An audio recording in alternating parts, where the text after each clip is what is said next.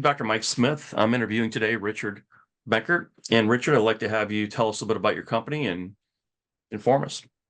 Sure. Good morning, Mike. Thank you for the opportunity to talk with you today about my company, Richard Benkert Associates. We're an executive search and placement firm that I started in 1988, specializing in the financial services industry and specifically working with sales professionals, what I call on the wholesale side of the industry. What I mean by that is if you would think in terms of a financial advisor, everybody knows what a financial advisor is. Mhm. That financial advisor works with their individual clients. That's the retail side of the industry. That advisor will use products in the work they do with their clients to help that client achieve their financial objectives. And those products are developed by independent standalone companies, and those companies hire sales professionals on a nationwide basis to call on financial advisors, introduce their employer company, themselves, the products, and show those advisors how they can integrate those products into the work that they do with their investor client. So that is the wholesale side of the industry, with the advisor being the retail side of the industry. We specialize on the wholesale side, placing those sales professionals with the companies that use them nationwide and covering all products, whether it be mutual funds, asset management, life insurance, annuities, alternative investments. We cover the gamut of the financial product services industry, placing sales professionals with those companies nationwide. Great. Thank you very much for sharing that with us. So you talked about the startup of your company, which is quite a while ago, and you've got a long history here. So what would you do differently if you had to start from square one in your business today? What would you have done differently? One thing I would have focused on more sooner than I did was to get out and go to industry conferences where the hiring managers for the kind of people that we place are typically found at these conferences if they're not on the road traveling. And that would give me an opportunity to kind of jumpstart the business by meeting those hiring managers and just beginning to develop a relationship with them sooner than I did by telephone and email. It probably took me a good 2 years to get the business to where it was profitable and paying me a decent salary. But if I could meet those individuals directly, that would have probably allowed me to jumpstart and reduce that 2-year window of time. Another thing I would do differently today is I would, attempt to purchase another search firm rather than starting my own from scratch. Okay. Those are good points. Thank you for sharing those. And someone who's been in business as long as you have, it's easy to backseat quarterback over those decades, right? And see what you do differently, but it's also changed significantly, obviously, the industry that you're in. So what are your biggest learnings? What's the biggest learnings that you've had since being an employer? What are some of the learnings you've had being an employer since you started in your business? It's a lot harder than I anticipated. So it's a lot harder than I think people would expect it to be when they decide they want to go into business. And it takes more time to get established than I believe most people expect it will take. Gotcha. One of the things that I heard in my corporate life, one of the HR folks, is that we hire employees, but human beings show up. Yeah, that's right. So what qualities do you, with yeah, all their quirks. yeah. What qualities do you look for in employees, and how do you foster a positive, productive environment? What are some of the things you do at your firm? Some of the qualities that I look for in employees is someone who is a self-starter, someone who has initiative, someone who is a go-getter, has some aggressiveness about their personality or their makeup. And someone who is going to put me in a position that will allow me to free up some of my time, or someone who will take some of the responsibilities I have off of my desk so that I can spend time on other things. It's not that I'm looking for more time to be able to relax and go out Mhm. and do things other than work the business. It's just that there's so much to do. Right. There really is so much opportunity out there that there's not enough time in the day to pursue and attain it all. But if you can Right. hire somebody who can take some of your responsibilities off your shoulders, that frees up some time so that you can spend it on those other opportunities or other responsibilities that I have. Perfect. Thank you for sharing that with us. Um, so what are some of the common misconceptions, and how do you address them? So in the business that you're in, you talked about the wholesale, you talked about different parts of that as you're going out to different companies and networking, et cetera. What are some of the business misconceptions that are out there and how do you address those? Uh, Perhaps one misconception is that this is like a job, like Mhm. a 9 to 5 or an 8 to 6 job. It's not. It's pretty much 24/7. Right. Uh, Granted, I'm not thinking all the time about my business or Mhm. what I need to do with regards to the business. And I don't spend every working or every waking minute on the business, but I do some work literally 7 days a week, 360, call it 360 days a year. I'm spending some time every day and typically a fair amount of time every day working on and working in the business. So I think that's one misconception some people may have, is that, I can do this and it'll be just like working 9 to 5. Well, it's not. Another misconception is that this may not be as expensive as it's going to end up being. And you really have to plan, you have to plan to have the resources to enable you to do it and do it successfully and do it right from the beginning. And it takes money.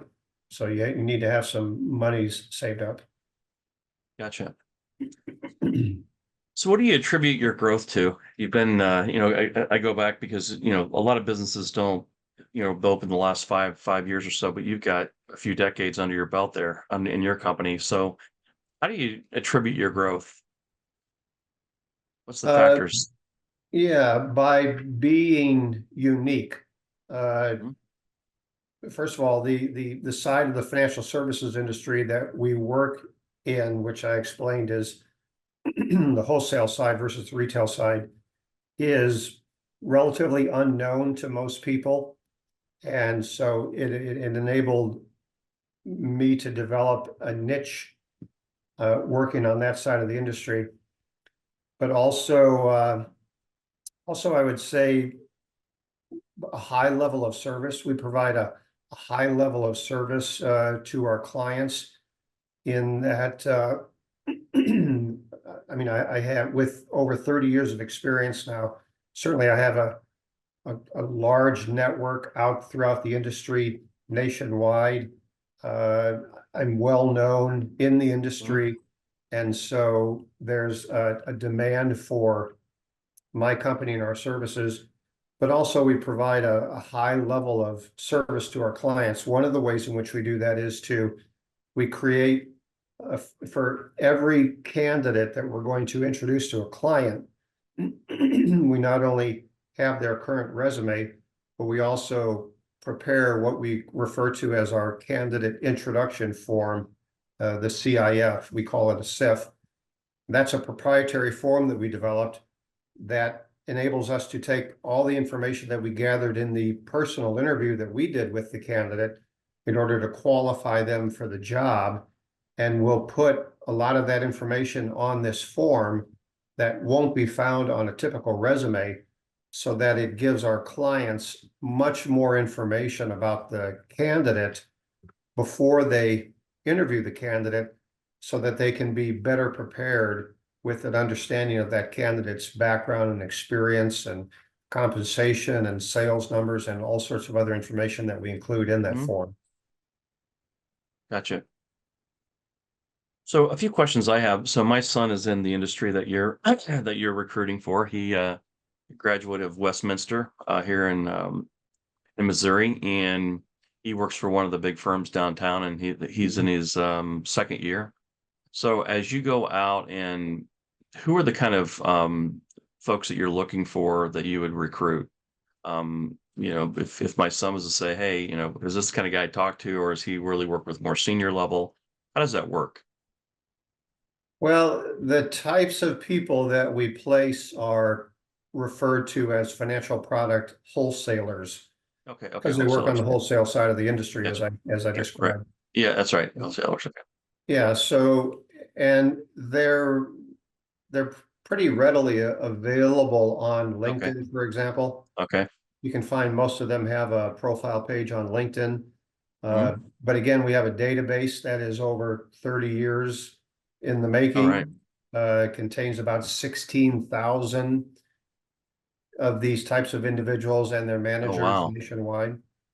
Oh, wow. And so we place those wholesalers, both the external wholesaler who's out traveling their region, calling on advisors directly, as well as the person who's referred to as their internal wholesaler. And that's the person working typically in the home office of the firm or remotely. And they work in support of the external wholesaler by reaching out to advisors, introducing themselves, the company, trying to set up an appointment for the external wholesaler to call on them, introducing the company's products, sending information about the products, and helping them to understand how they can use the products in the work they do with their clients, so that when the external wholesaler shows up, that person is focused on not just the company and its products, but also developing a relationship with that advisor. Because, in sales, typically people do business with people that they like and that they want to do business with. And so it's important to establish a good relationship, personal relationship with that advisor, and find things that you may have in common with them, and if it's possible, even do things with them outside of the office to develop that relationship, that friendship, so that that advisor will want to do business with the wholesaler because they like the wholesaler as a person over and above the company and the products that they represent as well. Gotcha. We Perfect. also place people that are referred to as national accounts managers, national relationship managers. These are individuals that are calling on the home office of the company that the advisor is affiliated with, and working with people at the home office level to get their company and their products approved by that broker dealer or by that registered investment advisory firm or that family office or that bank, in order to enable the wholesalers to then call on the advisors of that firm in their local area and be able to do business with them once it's been approved at the home office level. And then managers of all these people, leading all the way up to the C-suite level individuals with these financial product development and distribution companies. That's pretty much the gamut of the types of people that we place with companies. Gotcha. And you probably do, or over someone's career, I would assume you have return customers, right? Return in Mhm, your database that they come back and do it multiple times. Great. mhm. So how do you talked a little about 360 days a year, and you work on some piece of your life, in every day on your business a little bit. And as we look in today's world, how do you balance, your personal life with your business demands? Um, you talked about that up front, but how do you really balance those two to make sure that you Yeah, feel like you're a human being, not just a business owner, right? yeah. It's more than just you said you work on your business every day a little bit. It's more than a little Yeah, bit. yeah, a lot. Yeah, a lot. Admittedly, I'm a workaholic. I love working. I love being productive. I love doing things. I love people and interacting with people. Uh, and so I enjoy what I do. I have since I started the business in 1988. I Mhm. find search and placement to be similar to detective work. And when I was in college, I was a big fan of Sherlock Holmes and read Okay. Sherlock Holmes novels regularly. So, and was always intrigued with that type of work. And so this is kind of the same thing. I still today love getting a search from a client and participating in the hunt to try to find the best candidate, the needle in the haystack out there that's going to serve our client in the best way possible. So even though there are, others who work with me who are doing more of the fulfillment type work, I find myself sometimes participating in that just because I enjoy it so much. But to try to, make sure I'm balancing work life and personal life. Uh, I'm an avid road bicycle rider Oh, since wow. 1996. Okay. Actually started running when I was a junior in high school in Okay. 1973. Okay. And I did road races competitive running up until the mid 1990s when my body, I finally wore it out to the point where I had to do something that was less impacting on my body. And so I transitioned to bicycling, and I've been riding a road bicycle semi-competitively ever since then. So I've been physically active my whole adult life. That's great. And when it's a beautiful day out there, I won't hesitate to take a couple hours out of the day and an afternoon and go out and go for a long bicycle ride out on the road and just unwind and relax. Uh, and because I'm self-employed, I have the freedom to be able to do that. And Right. when I find the perfect opportunity to do so, I don't hesitate to take advantage of that. And that really helps me to maintain a good work life, private or personal life balance. And it also keeps me in good health, both body wise as well as mentally, as well. Great. Thank you. Well, you're coming up in just a few years on almost 4 decades in this business. So you've seen the peaks and valleys, and no matter what business it is, I think you would be great to give some advice to entrepreneurs and would-be entrepreneurs because you've played the long game and been successful, right? So Mhm. tell us a little bit about how you've gotten through those peaks and valleys over the last 3.5, 4 decades. Well, I thank God. I thank my Lord and Savior Jesus Christ for giving me the opportunity, bringing that into my life when He did, and really guiding me throughout the last almost 4 decades, like you said. I'm a very spiritual oriented person, a born again Christian, believer in and follower of the Lord Jesus Christ, and so I want to certainly honor God in all that I do, and that especially comes to my business as well.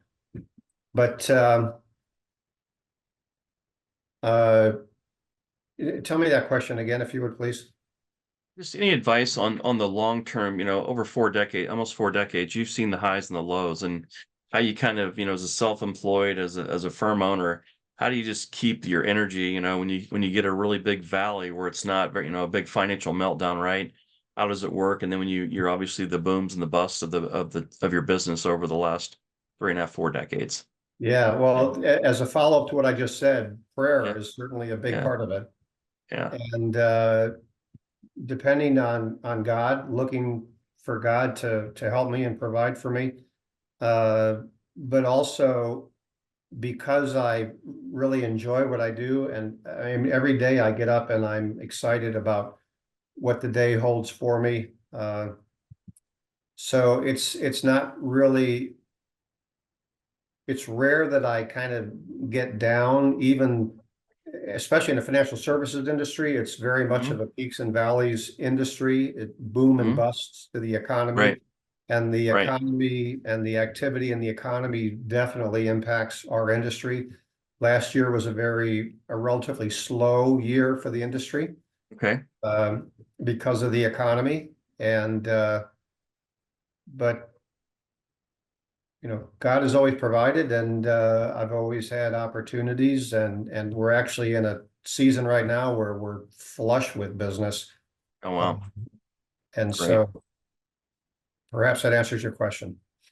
It answered it very well. Thank you. Because we want to look at experience of some of the sages like yourself that's been out there a while, because almost 40 years is hard to believe in today's world that, folks can run a business that long. And what you do is seems like you got a very good niche there and you're awesome at that niche.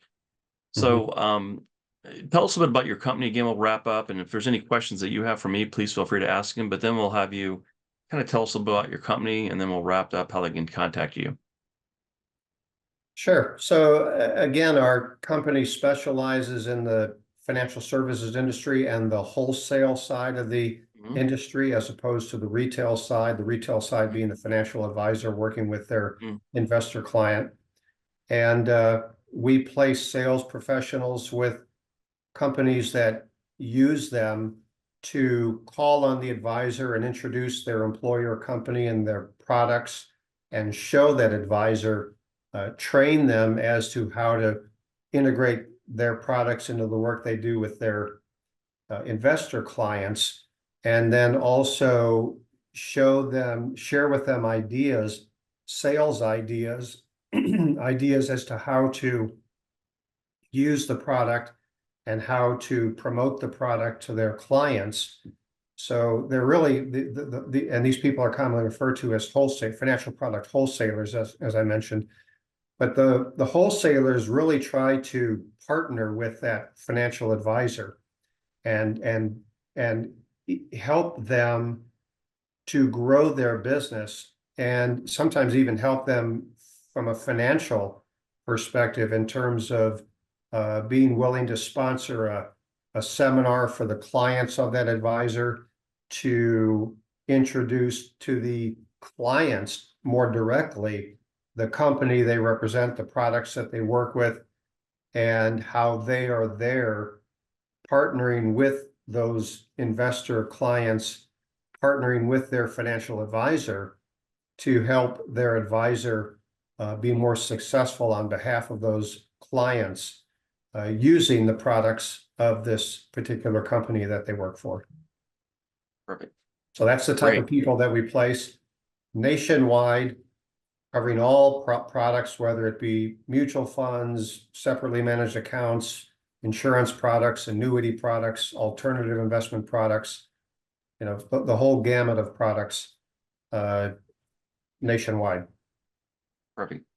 Thanks again, Richard, for coming on our Spotlight series this morning. And we greatly appreciate that, and you sharing all of your wisdom. And I think it's unique when the founders can talk about their business and the why behind what they do, and the interesting piece. I've learned a lot today about the wholesale versus the retail part of those financial advisors, et cetera, financial services. So thank you again very much for coming today, and we appreciate it. You're very welcome, Mike. My pleasure. Thank you very much for inviting me to the show.